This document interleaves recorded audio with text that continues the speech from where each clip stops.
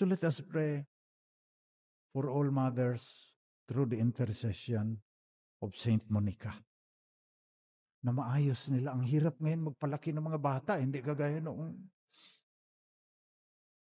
kami pa. Sumusunod kami noon. At saka natsitsinelas kami noon. Ngayon, pag sinaktan mo yung bata, DSWD ka.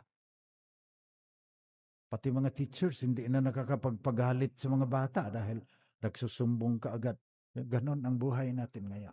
Pero nananatili ang katotohanan na kailangan magdasal tayo kay Saint Monica para sa mga nanay dahil ang mga bata ngayon kailangan masyak na para makita nila ang katotohanan na 6 na oras ka sa cellphone mo. May kabayaran yan. Mali ang pagkakonect ng brain mo. Sumanalangin tayo sa Mahal na Birhen, kay Saint Monica, na sana maayos natin mga bata kahit we have to be cruel in order to love them truly.